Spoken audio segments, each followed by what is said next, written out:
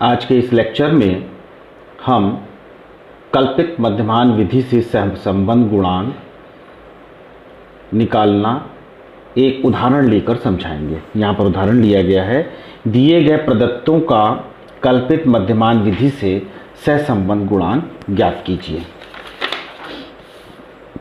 Calculate coefficient of correlation by assumed mean method from the data given below. Solution देखो क्या है। एक column है स्टूडेंट्स का, माना 8 बच्चे हैं, उनके 2 परीक्षण हमने लिए, टेस्ट ए और टेस्ट बी के नाम से। इसको एक्स वाई कहते हैं, या मैथमेटिक्स हिंदी का परीक्षण लिया। मैथमेटिक्स में इन 8 बच्चों के मार्क्स आए 8, 10, 12, 6, 4, 14, 8, 10। और हिंदी में आए 18, 22, 16, 21, 30, 19, 24, 18। हमको निकालना है calculate coefficient of correlation by assume mean method from the data given below. अब सॉल्यूशन में इसके बाद हमारा स्टेप होगा कि डेविएशन निकालना है मध्यमान से विचलन। और किससे निकालना है? कल्पित मध्यमान से विचलन।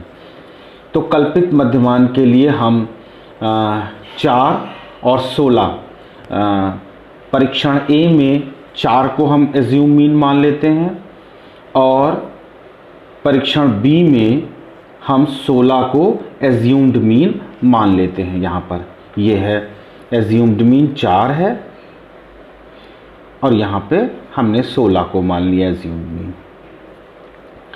अब देखो x माइनस एज्यूम मीन, इस वाले परीक्षण में 4 घटाते जाएं तो 8 - 4, 10 - 4, 12 - 4, 6 - 4, 4 - 4, 14 - 4, 8 - 4, 10 - 4।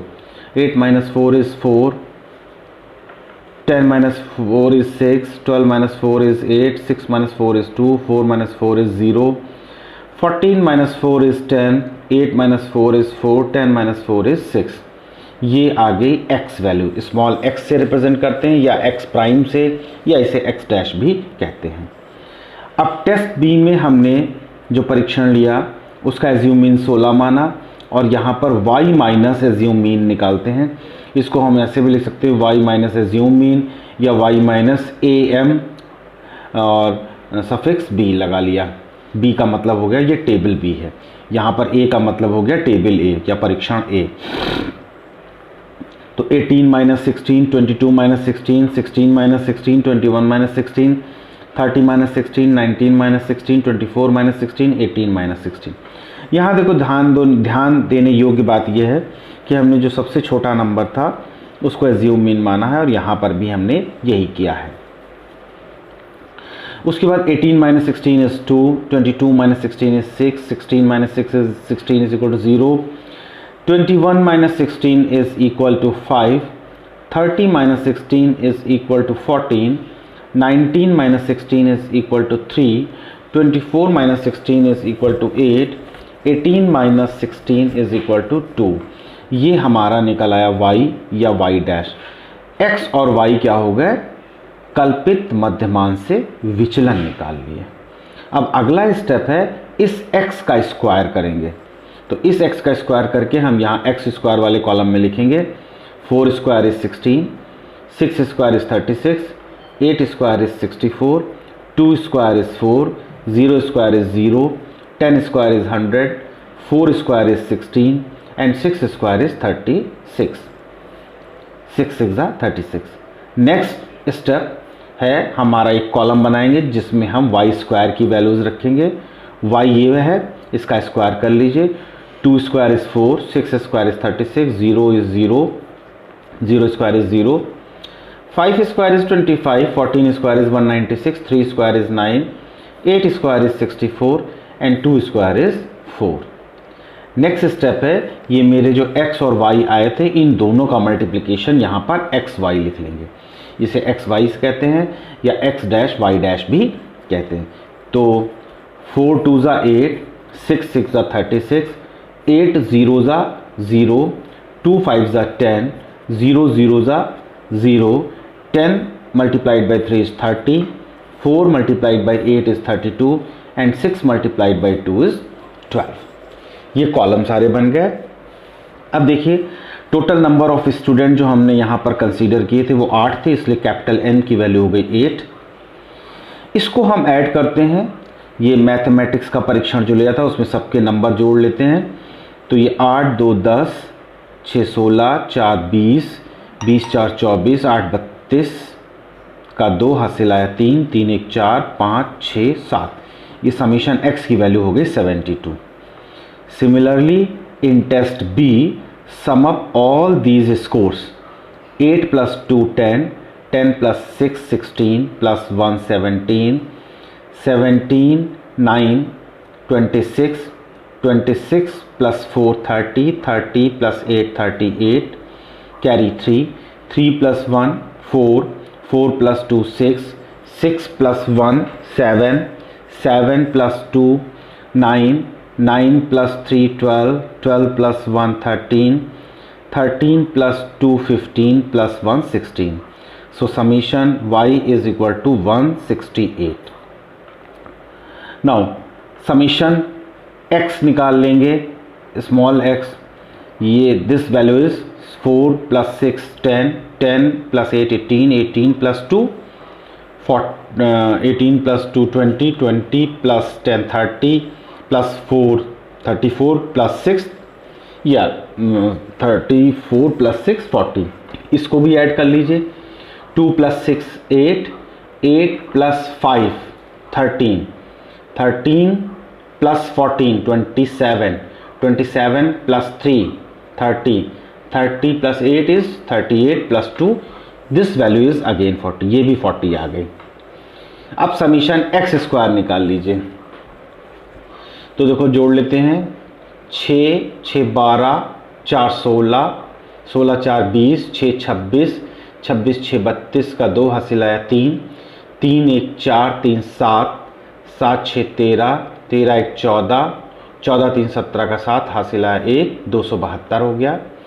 Similarly sum up all these y square values to have summation y square. 4 plus 6 10, 10 plus 5 15, 15 plus 6 21, 21 plus 9 30, 30 plus 4 34, 4 34 plus 4 is 38, 38 8, carry 3, 3 plus 3 6, 6 plus 2 8, 8 plus 9 17, 17 plus 6 is 23, 23 का 3, carry 2, 2 plus 1 3। So summation y square is equal to 338. Similarly summation xy, 8 plus 6 14, 14 plus 2 16, plus 2 18, carry 1, 3 plus 1 4, 4 plus 1 5, 5 plus 3 8, 8 plus 3 11, 11 plus 1 is 12। ये 128, ये सारे summation निकाल लिए। अब देखो next step यहाँ पर है, टेस्ट ए का मध्यमान निकालेंगे। इसको हम एम से भी रिप्रेजेंट करते हैं या एम ए से। एम ए का तात्पर्य है कि मीन ऑफ टेस्ट ए, या एम एक्स, इसको हम स्कोर एक्स कहते हैं तो एम एक्स भी कह सकते हैं। तो समीशन x by n 72/8 is equal to 9। Test A का कल्पित मध्यमान हमने ए एम माना है 4, इसको ए एम एक्स भी कहते हैं या ए एम से रिप्रेजेंट करते हैं। टेस्ट बी का मध्यमान m is equal to mb is equal to my summation y by n is equal to summation y is here 168 divided by 8, we have 21। Similarly test b का कल्पित मध्यमान जो हमने माना है वो am is equal to am suffix b, amb is equal to 16 हमने suppose किया है, इसको am y भी लिख सकते हैं। तो ये पूरा टेबल हमारा हो गया। अब आगे देखिए, इसको हम सॉल्व करते हैं आगे। इसके पश्चात दिए गए सूत्र से सहसंबंध गुणांक ज्ञात करने के पूर्व आवश्यक गणनाओं को सूत्र के अनुसार यहाँ पर ज्ञात करते हैं। तो इसके लिए देखो Cx की वैल्यू निकालने के लिए हमने इसके पहले के लेक्चर में बताया था, जब इसकी थ्योरी पढ़ा रहे थे इसके पार्ट 1 में। तो mx माइनस am मतलब एज्यूम मीन फॉर x, इसको एज्यूम मीन फॉर a कह सकते हैं टेस्ट a। तो MA भी कह सकते हैं, और MA की वैल्यू है 9, MA की वैल्यू 9 है, और ये आ गया 4, तो ये वैल्यू CX की वैल्यू हो गई 5। और CY की वैल्यू क्या है? CY की वैल्यू है is equal to MY minus AMY, या इसको हम MB माइनस AMB भी लिख सकते हैं। तो CX हो गया एक तरह से, ये एक्चुअली है शुद्धिकरण मूल्य X प्राप्तांक का, चाहे यहां पर लिख लीजिए X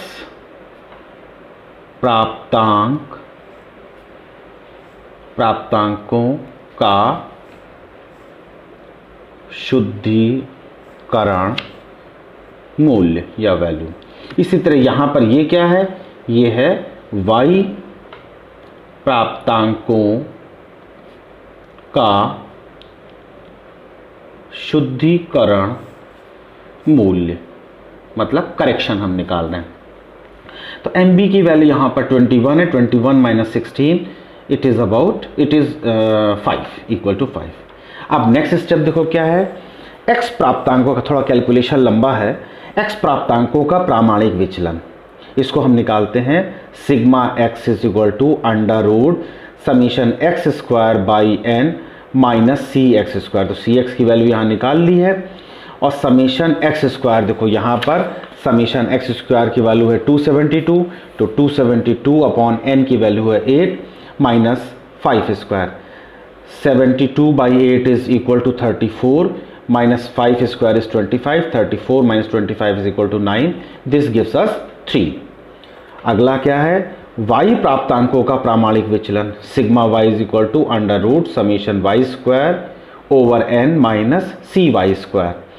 again summation y square I have calculated here, it is 338 divided by 8 minus 5 square।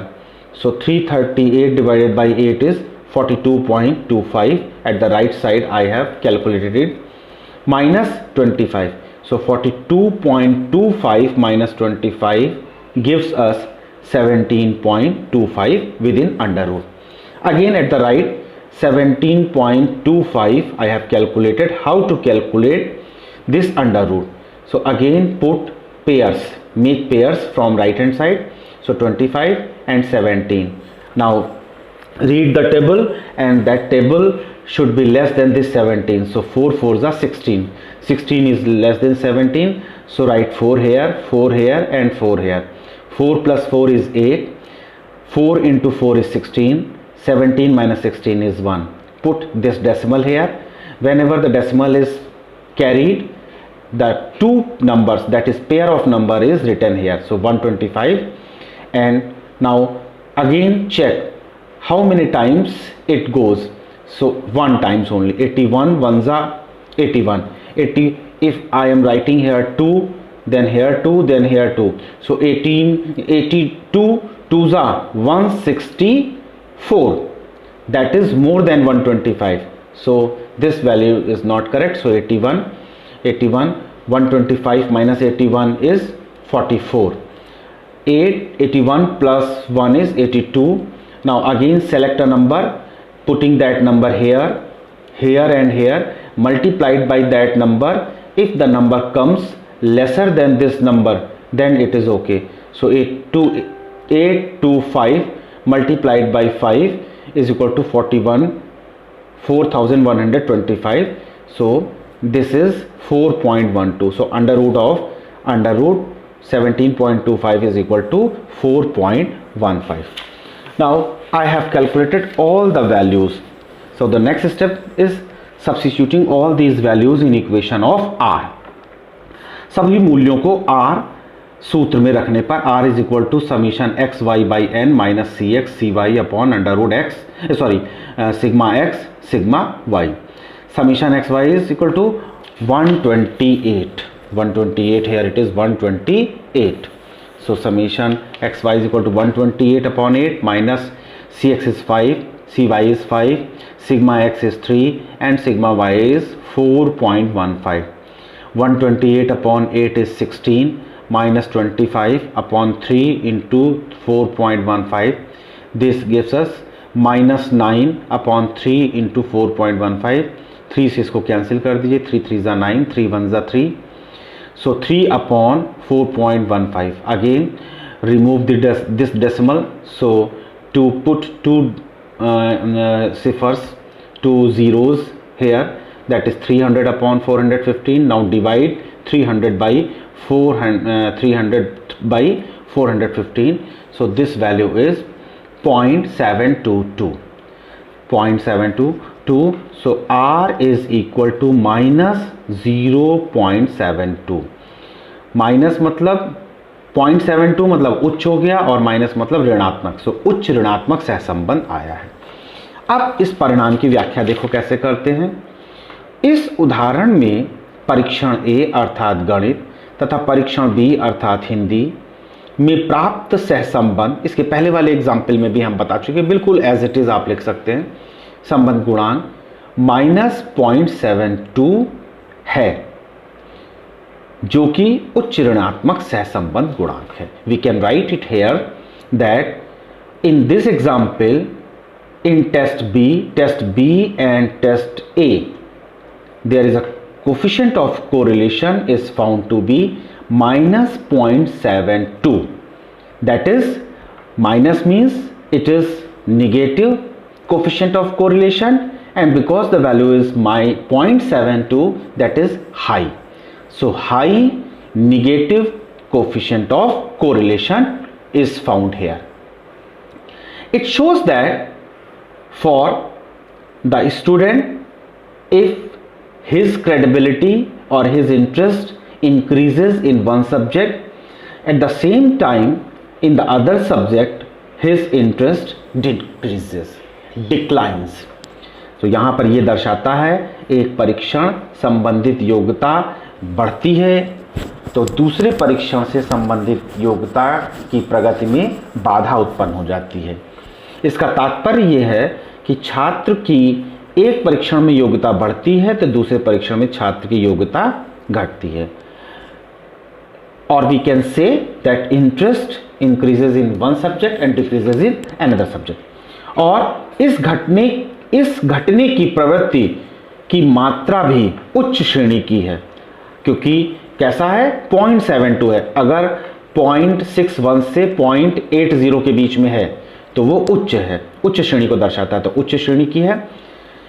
हम यह भी कह सकते हैं कि दोनों परीक्षणों से संबंधित योग्यताओं में उच्च नकारात्मकता सहसंबंध है। Thank you. So all about this assume mean method correlation calculated from assume mean method. Please subscribe the channel, press the bell icon, and thank you.